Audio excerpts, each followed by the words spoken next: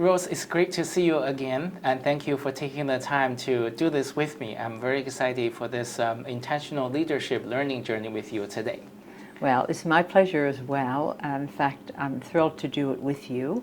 I admire and commend you for taking the time to put a spotlight on leadership and to bring another level of understanding to people as to how to think about leadership, maybe thinking about it a little differently from what they do now.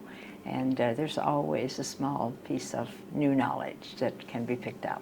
I hear you. Well, thanks again for doing this thing with me. I mean, I think it's a paramount time to talk about a variety of different types of leadership, particularly this one, intentional leadership. I'm sure that a lot of people are interested to know more about it. Mm-hmm. So to begin with, I think we'll start just to do a quick storytelling of intentional leadership. Like, what is it? It is a book project that started almost like in 2012, a while back, and then you've been thinking about this. So just quickly educate us on like intentional leadership from your point of perspective as the author. Well, I'll talk about leadership in general, and then bring why the focus on intentional leadership and why that is quite meaningful and not incidental, mm-hmm. Or a catchword.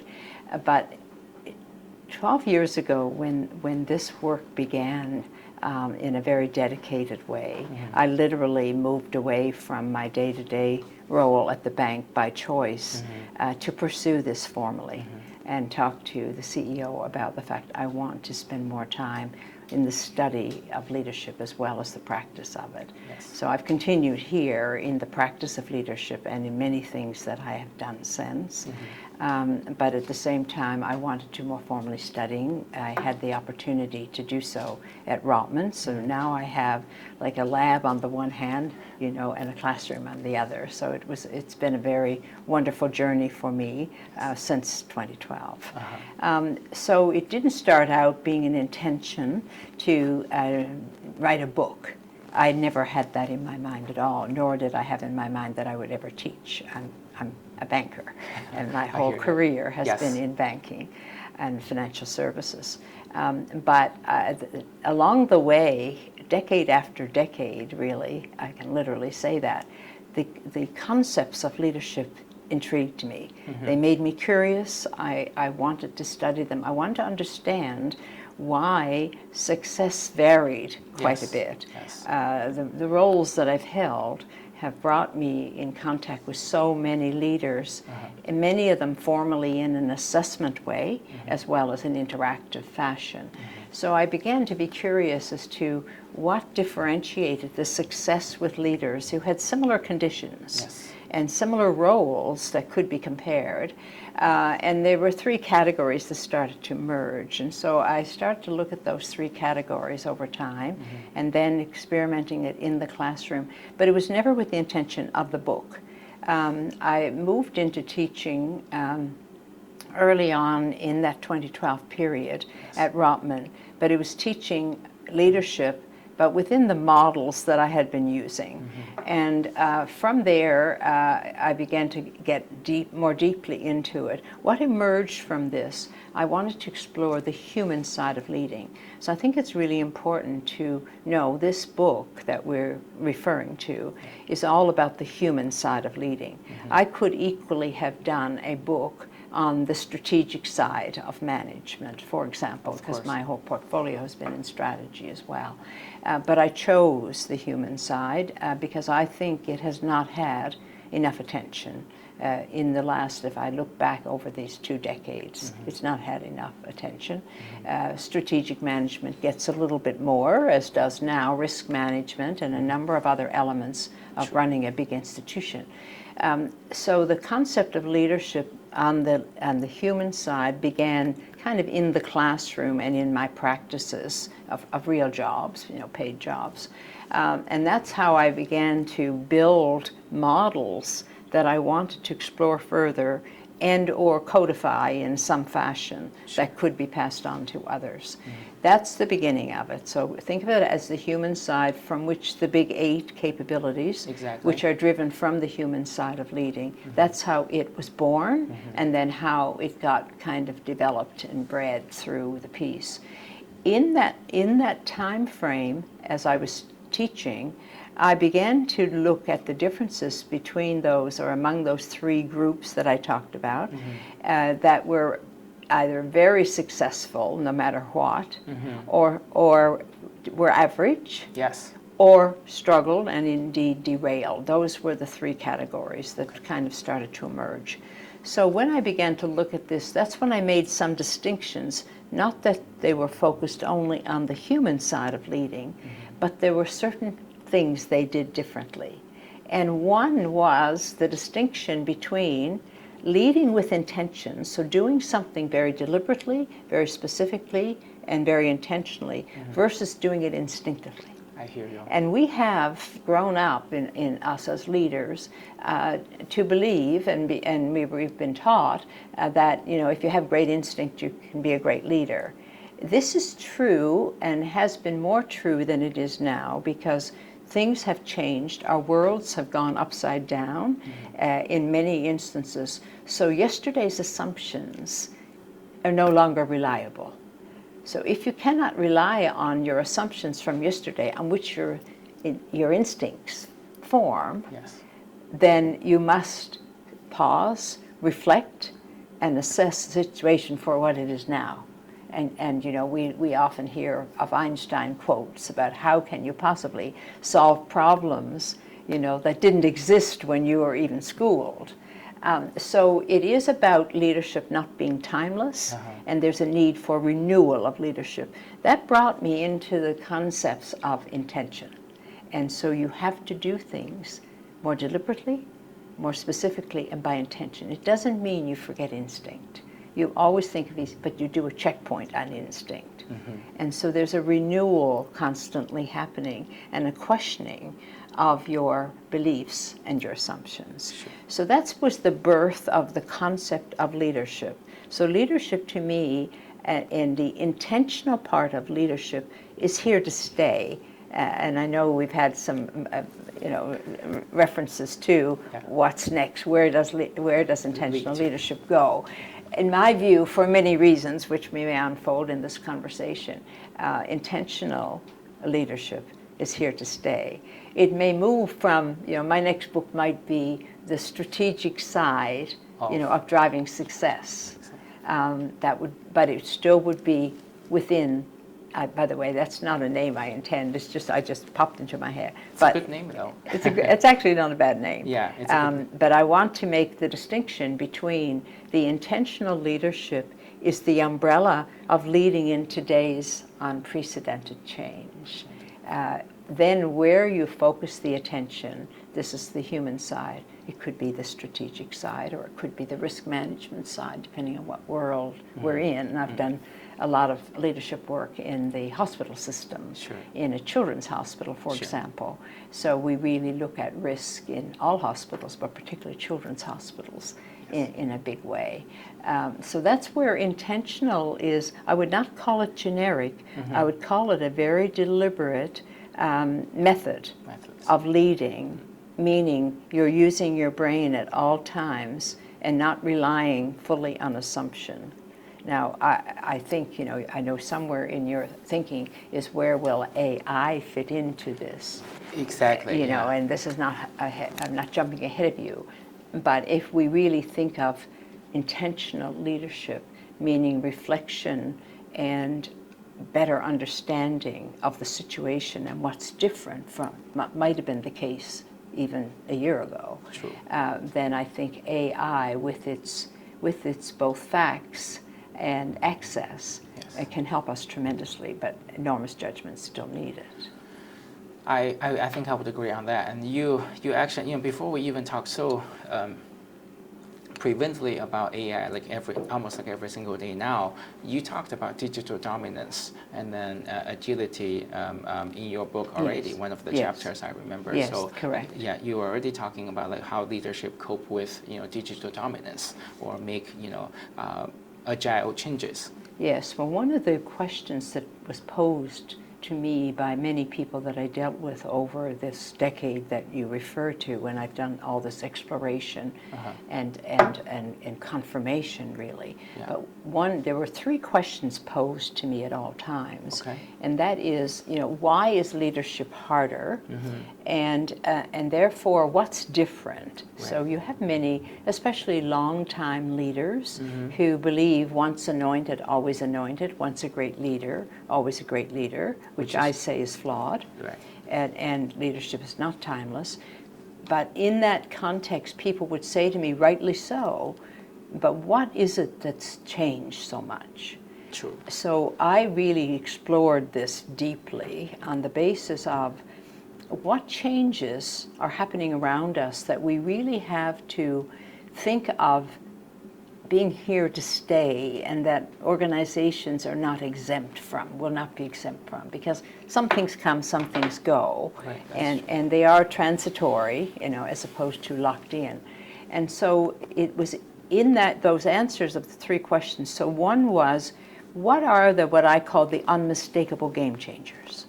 And I narrowed down over this amount of work, both in the classroom as well as through other practices, that there were three unmistakable that would be here to stay no matter what. Correct. Even when economic changes moved on.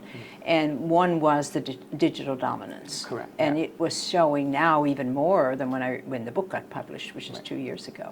The other was the changing workforce, which is attributable to the demographics. So every generation brings with it more sweeping change now in the motivation and attitude of individuals. And so when I wrote the book and did a lot of my work, the generation that was most puzzling to people at that time was the millennial. Now I've had time to actually watch the millennial move into now leadership roles. I know, yeah. It's fascinating, isn't it? Yes, it's totally fascinating. So really, I'm now having the beauty, and if I live as long as I intend to, I'll know the next generation and what they will look like too, when they get to be leaders. But now we see wonderful things happening, because the resistance that we had to millennials, now we see have moderated in quite a fine way. Yes. And it's many of us, and especially in my world of the boomer world, where you can start to see how their world in many ways is so much better, and yet there's a lot of anchors that they've adopted from us as well. I hear you. Yeah, generational change in terms of leadership styles, and then formality, and then it's just all of it. It's day and night, but it has its pros and cons. It has its benefits, and it finds its way. I used the concept, which from the law of physics, of the pendulum swing, and how it will swing, but it'll never come back to where it was. If it does come back, it will be in a different place. And so that's what's happening, that we're seeing it. I'm now studying the Z generation, of course, and they're a little harder to study. So the third game changer then became the whole concept of stakeholder expectations, where they changed from being one or two stakeholders, depending on the nature of your business, to now dozens, really. Yes, true. So it's multiple versus singular, yeah. And so that's really where I satisfied myself, and I believe I've convinced through my writings, that these changes are here to stay. So it's not like there's going to be 3 brand new ones come up in the next year. They will build, and there will be variations of them, but the changes will be here. True. So this need to renew and relearn is not going to go away. Right. Yeah. Awesome. Okay, well, thank you for the wonderful story of intentional leadership. I think we got quite a lot of that. Picking up on one of the things you already mentioned, give us a preview, which is I feel like it's the core fundamental of this leadership framework, which you named as Big 8, and then there are 3 clusters of them. Yes. Connecting, mindset, and then personal values. These my reflection on reading The Big Eight is that it has to do with all aspects of leadership, in addition to intentional leadership that we have this. Yes. So you want to tell us a little bit more about, like, leadership, Big Eight, leadership framework.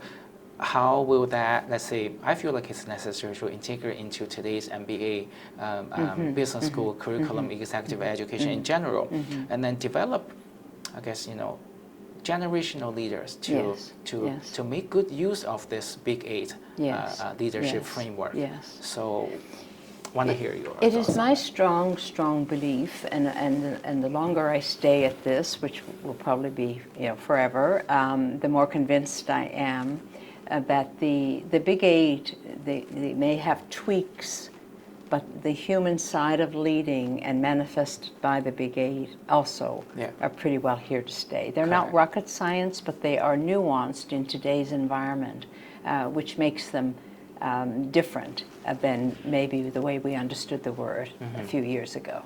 The Big Eight, you said it well, thank you for that, and that is there's three clusters. I didn't want 8, so there was nothing magic about 8. I couldn't do less. Each one earned its way to be one of the important capabilities. True. And so the 8 are really 3 clusters. One thing that I've proven in my classes, and I say this to my students, really who are executives in this case, I say to them, please don't try to say, okay, I'm going to take on all these 8.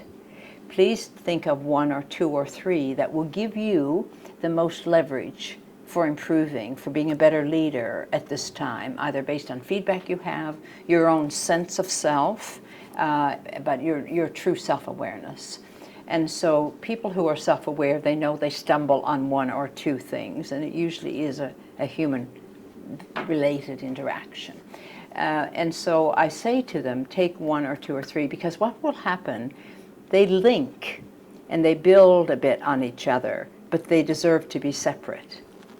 So take 1 or 2 or 3. You will finally, or suddenly really, start to see that, oh, those are the 3 I'm working on, or the 2, or the 1, but suddenly I am a bit better at this one, because there's the human element that connects them. Right. But you need to have them separately so that you can be better informed to improve your skill. And so the 8 are not magic. They will never be 10. I will, in many ways, just strengthen them. Yeah. But there will. I don't believe in this having 20. Of the best things to do to be a winner. Okay. So essentially, that's really the 8. I then looked at what would power those most strongly with an individual. And so if you look at it, that's where I clustered. So for example, empathy. Which is really connecting well with people, the empathy of relating to people, and character. Right. To me, your values really help you drive those. Your values really matter to those.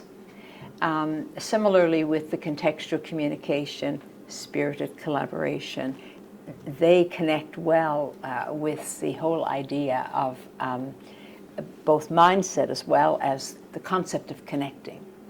And you have to really connect with people if you want to really make sense of something for them. Give them context. Right. Communicate contextually. That is really connecting with people because you're wanting to make sense of something for them. True. So that's where the word connection comes in. The connection, I remember when it was Malcolm Gladwell, I guess, wrote the first book, an essay on the whole idea of connecting. And his context at that time, and Harvard did some work on it in the same context, but it related more to connecting from the point of view of promoting people, networking. Right. And that was a wonderful birth of the concept of connecting. But it's not what to me, it has graduated much beyond this, more to the ability to connect humanly with people, have people connect with you. So it's not about setting up a network. It's about really caring about you, being interested in you, connecting with you, being where you are. And that's where I feel to really help people become better leaders themselves, to help develop people, to be a role model. Right. That's really where connecting comes into play in the process of helping people develop.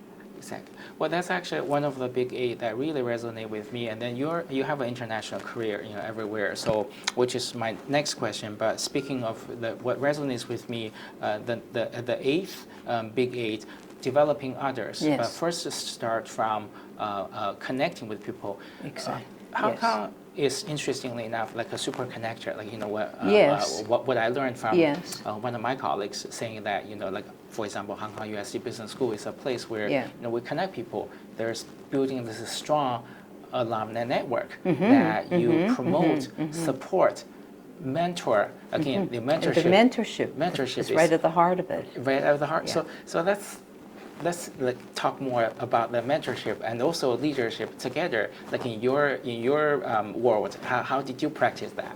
So I learned it. First, let me talk about how I would have learned it. I attribute an enormous amount of my time in life when I was in fact, the Far East.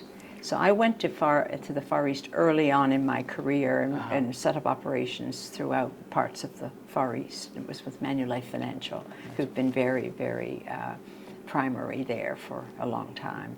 And I had not had much exposure to what I would call different cultures.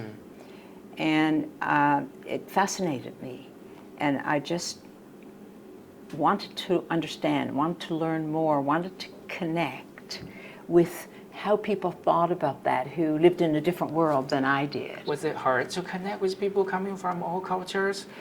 It's a really important question, and there was part of it that was hard, and part of it that was easy. The part that was easy is, I think, two things. I've never been a shy person. I've always been an outgoing, really.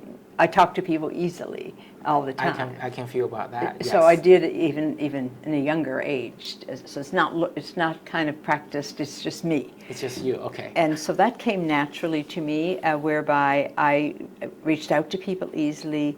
I'm not good with languages, so I didn't learn the language easily. But that didn't seem to matter. We managed. Meaning learn the language is like a foreign language. A foreign language. I hear you. Okay. Yeah, I'm just not good at languages. I have to work hard at it. Okay. So it didn't come naturally to me. But in those days, there were translators, and and many of the foreign countries I visited could speak English as well. True. So that was never a setback. But it did, it fascinated me. So I gave it enormous energy and care. And I think that helped me tremendously because people wanted to be helpful too. People we all are human. We like being asked for help, Yes. and we like knowing that we've helped someone succeed. So that was a kind of a characteristic that started to play out for me. But also it may help me learn a lot about the different mindsets of people. So I attribute a lot of my success to those earlier years of learning different cultures. And so now it's not about travel, it's about connecting with people who have had different backgrounds. And I find it very educational, very informative, and I worry when people don't do enough of this. Yeah, well, you certainly have done well on that. This leadership program and mentorship program is now two flagship programs at U of T, and then you are still growing that into your teaching. And it works extremely well, but I have a lovely story. It is in my book, but I'll just abbreviate it very quickly. When I spoke about the Big Eight and intentional leadership to a group of thoracic surgeons. And this is a wonderful story. The surgeon from Mayo Clinic. Mayo Clinic. Mayo Clinic. Mayo Yeah, Clinic. That's correct. I read his two letters that you included Yes, in the yes, appendix. yes. One of them is him mentoring the others, and then the other one is him being mentored Correct. by, I don't remember who he was being mentored by, but yeah. Yeah, that's right. Let's talk more. Because to me, the mark of a great leader is being a mentor and the mentee. Dr. Dirvani. Yes. I was fascinated by that part too, so I actually took it. I was going to ask you, but now that you mentioned the accident. Well, I will mention it too because I think it's a useful story for others, in the sense that we talked a little bit about the universality of leadership, whereby you may be in the corporate world, in the banking world. I might be in Hong Kong or in Beijing, right. But I'm here in Toronto as well, and I'm here in other parts of Canada. That's very different. There's a universality, especially when you look at the human side of leading. Sure. And language are barriers at times, but you can get around it. So in this case, I was invited by the U of T to speak to a North American Association of Thoracic Surgeons, not because I have anything medical in my world at all, but it was about leadership. Right. And I spoke to them about leadership, and he happened to be the president of this association, but he's also the chair in Mayo Clinic. And he was one of the many. There was around 30 people selected, and he was one of them. I did not know that he took anything different than anyone else from it. He asked questions like everybody else did, and it was really the essence of the book, although the book hadn't been written at the time, but it was the Big 8 model that I have been testing for many years. Yeah. And so it was only a little later when he called up. I had really good report from their interest in the program. That fascinated me, because you don't think of thoracic surgeons in that category of leadership being, top of their priority. Yeah. And yet we should know that is the case. And out of the blue, he wanted to use the Big 8 in some writings that he was doing. And he did do that. And he did do that. Yes. And he did do that. But then he shared some of the mentoring, because he knew about my program at U of T. But now in my teaching, and I don't know if you do this in yours or not, but I bring in guest speakers for only the intention of having teachable moments that are mentoring of the class beyond whatever I'm teaching. Yes. And so I weave mentoring and teachable moments into almost everything. I think the students that I have taught also enjoy the fact that I would bring in guest speakers coming from different walks of life or career countries, and then that will oftentimes inspire people from different perspectives, for sure. Yeah, and I think we as anyone who considers themselves in that teaching category, because it's a big privilege, I think that we need to do this. We need to, it's up to us to expose people to other lines of thinking and or other models of leading. Exactly what I wanted to do, this series of, you call that podcast, scholarly podcast series or university leadership series. I feel like a lot of professors' work have been buried into publication, academic publication, but much so of that should be made available to the general public. You know, for example, like even Dr. Dirvani's research. What is that? If you were to summarize your, I'm sure he contributed a lot to his professional field. What would that be in the top 1 and 2? If you can educate us on that in everyday language, then we know more about it. It would be fascinating to always learn something new and different. Absolutely, and I'm so amazed, and one of the reasons that energizes me and makes me want to do this forever is to see what can be accomplished with so little knowledge, so little time at times, and suddenly it can be just that moment in time, where it was a learnable moment that stays with you. I've had people, it's wonderful. I tend to be a visual person, so I have paper, and when I talk, I scratch things and designs. And I've had people come back to me 20 years later, and they still have this crumpled piece of paper. I say, I wish I had known you were going to do this. I would have made it pretty, instead of just scratching. So I think you can. There's ways to convey, which sometimes can just go around language a bit too. Well, it's all about authenticity. So whatever you have it at first, and then you keep it for a very long time. Yeah. Yeah. So that I think it leads me to I was going to ask this question as a second question, but I think you will talk other fascinating topics. Now, going back to guest speaker, if I were to have the opportunity of inviting you to be a guest speaker of mine sometime, I think there are a lot I can talk about your remarkable career. I read about it specifically, like you were in banking, you were in trust, you were in insurance, investment banking, and then you worked across Canada, U.S., and Europe and Asia. And then University of Toronto's Chancellor most recently. So I guess my question was like how leadership pronounces differently across all of the field. But I think my additional question is that what enables you to be again doing so well in all of them? Like how different they were. Given one of the main and the big 8 times when I get this question in other contexts as well, I often get a question, what would you attribute if you had to name only one skill or one ability that you had? I would say that I was adaptable. You were adaptable. Yes, okay. in a very easy way. Mm-hmm. I had to work to become more adaptable because I realized how important it was. So I was lucky that I realized that early, especially in my days in the Far East, where I needed to adapt to the differences while trying to understand them. And I found that you have no choice but to adapt to those situations.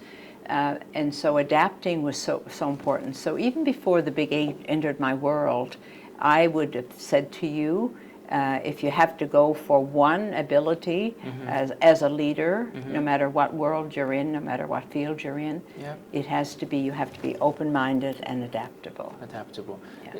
How did you purposefully or intentionally foster this adaptability or agility throughout your leadership career in all these different disciplines? Yeah, so I do what I sometimes mentor people to do this as well, is do what I call my checkpoint on myself. Checkpoint, yes. Okay. Yeah, and so for example, right now, one basic thing that I do, but I do it all the time, is when I'm going to a meeting, and those meetings are often of high order, I will make sure that I know what is intended to be achieved. I mean, usually the agenda will say, but you do go beyond sometimes. What is it that they really want to achieve here, as opposed to have a good talk about this topic? Sure. And then, even sometimes on my way to the meeting, I will check myself, do a checkpoint. What is it? What's my mindset about this topic? So I'll check for what would be my already made up mind to make sure that I don't barge in and have that completely hand pat. So being adaptable really does mean listening, and I know that sounds pretty basic, but this is the problem, we forget the basic things. And so listening is so important because listening helps you connect. Listening helps you understand differences. Listening helps you understand when people are dissenting, but they're doing it very kind of gingerly because they're not secure. So listening and therefore understanding where the other person's coming from becomes really, really important. So I do that. And so when I go in then, I watch for the opportunity. So I'm very intentional when and how I speak. Yes. Because I've already checked myself to see if I have a deeper bias or if I have already made up my mind or I'm just not very open, because sometimes, you're human. You're not very open to something. Well, I'm not going to go there today. So we'll see. And so I think that being adaptable is something, it's not big. It's not like a mountain. It's something you do constantly when you're engaged with other people. So adaptability to me, there's a lot of research done on this now, which show CEOs and when they both have characters, that's another story altogether, meaning that they demonstrate character in ways that we believe is important these days. But it's the same thing with adaptability. There's a lot of work showing that those who are adaptable, become successful much more readily. And Yeah. in my work, in those three categories of people that I talked about, those who excelled, those who did okay, and those who struggled, those were the ones that they were utilizing, knowingly or not. Yeah, yeah. And speaking of adaptability, I guess, we all have to become adaptable now to this new age of digitalization, artificial intelligence. Exactly. Now, yeah, and then, so that leads me, I was going to ask you this, the leadership in the age of artificial intelligence, what are the discussions that you are participating in now? And then how do we apply intentional leadership then in this new era with this new generation of aspiring leaders? Yes, yes. I mean, I think that with some bias, I guess I say this, but I do believe that the more sophisticated we get, and AI is helping us become both sophisticated as well as worrisomely knowledgeable and accessible. But I feel the more this happens, the more conscious, in the moment, present, therefore intentional, that we have to be. I think there's a lot of safety and security with intentionality. With intention. That you miss out on, and I think can really have problems with otherwise. So, I look at today. I'm most interested in today's generation and the way in which they're struggling with even what they believe in. Yes. And not just that they believe in certain things that might not be best. And so that worries me a lot as well. And I think that the AI and or technology and the smartphone generation, for example, I mean, a lot do have elements of that can lead them astray, but it's up to us, I believe, to be bringing another context for them to consider, because that's what you have to do these days. You have to give another context, another consideration. It's not a right or wrong. I've had young people come to me after giving a large talk to say, I really like what you've said, but how do you know what's right? You don't. Right. Yeah, you have to have alternative. And you have to have alternative considerations. Correct. And then you that's how you develop your judgment. And you make mistakes. Yes, yes, you make mistakes, and I guess you learn from those And you mistakes. learn from those. One of the other things that fascinate me the most is the leaders that you mentioned and shared their stories on, I guess, leadership in general, but many of them are about intentional leaderships. I think there were like 10 or 11 of them. 10, you, yeah. 10 of them you talked.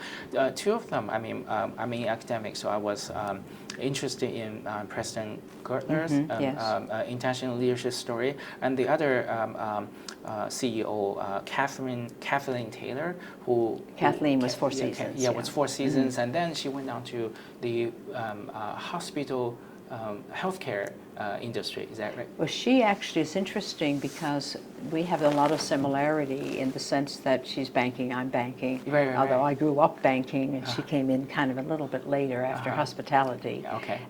But this is a sweet story, really, because she was she is now the chair of the Sick Kids Hospital, of which I was chair a number of years ago. Okay. So our paths have crossed. So she was easy for me to choose. Of the 10 people I chose, I wanted them to be from different sectors, very different sectors. I wanted them also to have been involved in several sectors, so they had to adapt. So I knew they were adaptable, and I wanted to hear their stories about how they adapted. Like the governor of the Bank of Canada, coming here to Rotman. Actually, I'm at the bank today. I'm not at University, but coming to Rotman to be dean. Yeah. Oh, okay. And he was dean of Rotman. As a matter of fact, I was teaching there at the time and mentored him immediately. Again, coming from banking, it's a small world. So these are why I chose these people, because I didn't want to influence them into the Big Eight. I didn't tell them what the Big Eight were. I didn't even discuss, other than how did you manage that transition? Tell me some stories. So they were conversations, rather than prepared questions. So is it fair to say that they all had their own versions of intentional leadership stories to share with you, or their own Yes. version of Big Eight pronunciation? Yes. In a way. Totally. Yeah. Totally. And they might not have had the same language, Uh-huh. but that's why I had them tell their story. Uh-huh. So they weren't using, my kind of words. And then I was able to translate for the reader how their story, which was legitimate, they signed off on it, and it was totally, of course, these are very senior leaders, so you have to have it accurate. And so basically that you could see how, yeah, that makes sense. It's like someone said to me once, when I talked to them about their behavior. Right. Did they ever do this, this, or this? Oh, yes, I do that all the time. I just didn't know it was called empathy. True. Yeah. So you can, I think, help people learn and realize that it's coming from within themselves at times. They just didn't have language for it. I see. So, well, thank you for all of that. I think it's coming to the end of our conversation. I guess So what now? Like moving forward. I think we talked quite a few about that already. Like self-reflection, feedback, self-awareness, and then adjustment. Yes, we did. Building ourselves, but also building others. What would be, let's say, a couple of advice that you would provide for the aspiring leaders coming from different generations, different cultural backgrounds, different sectors? If we want to keep growing on this leadership journey, what would you say to them? If I reflect back and using my own experience, but also as much wisdom as I can muster in today's world as I see it and as I see it unfolding continuously, I really do feel this check on your own stance, this check on your own mindset, and be constant and open and brave about doing this, because we all establish beliefs that become myths over time, and we don't even realize it. And so I just would like to help people understand the criticality of being self-aware, checking their own, being self-aware. And I always say, please don't confuse self-awareness with self-image. We all have a self-image, so we think that we're aware, but self-image is very different. Associated or separate? It was obviously separated, but well, self-image to me is how you think of yourself based on whether you think at all about it or whether or not you really kind of size up. I wonder how other people see me would be a different answer than how you might see yourself. So the image you have of yourself, this to me, leaders who are truly self-aware are up to 4 times, this is based on research, more successful than those who are not. So it's very worthwhile. And so to me, to become self-aware, there's constant feedback needed for this, not just what you think of yourself, but what others think. And it takes courage. And again, being a good listener. And it means being a good listener and reflecting on what they hear, what they see. I know many executives who have good tools from organizations who do 360s and many other forms of getting feedback, but I would never characterize them as self-aware. Okay, well that's beautiful. So I really think self-awareness. I mean, you can be at any age, at any level of education, sophistication. You can just try to be self-aware. Try to be self-aware. Yeah. Okay, great. Well, thank you very much for it was my pleasure. Your time. I had a wonderful time listening to you again to talk about intentional leadership, and also reading the book was a pleasure. The stories of different leaders coming from different sectors. I feel like reading biographies of them, but in a quick summary, which was enlightening for sure. It was, and they were a wonderful group. They said yes the moment I called them. So there was no pulling, no pull on them. They just really wanted to do it and felt they felt good about my feeling that they were worthy, Okay. which we all like when people think we're worthy. So I just think that was one of the best things that I ever did, was make sure it was sprinkled with different viewpoints, so that we could see that diversity of thought is really important. Wonderful. Then we look forward to your very next book then, whenever that would be or what topic that would be on. I think that would be something we would anticipate. Mm-hmm. Thank you very much for this. No promises, no commitments. Yeah, okay, great. Yeah. Well, thank you so much Thank once you. again. It's my pleasure. Thank you. Yeah. Thank you, And Rose. I'll be following along with your new work. Absolutely. And I think what you're doing is marvelous, and so if I can be of any help in general, I don't mean in terms of being interviewed, but I'll be there. Okay, well, absolutely. I really appreciate this. I think this is getting started. I hope this will be a good journey ahead, and then so that a lot of people would benefit from conversations, listening, and then the mentorship network or mentorship in general, like being a mentor and being a good mentor. I think that's pretty significant. Yeah. And really critical these days. There's such complexity in our worlds. True. And a lot of things that can give us little bits of fear here and there. And I think that mentorship now, in whatever form, and it doesn't have to be big, complex forms, big structures. It just can be a word here and there. Yeah. So thank you, and enjoy your stay.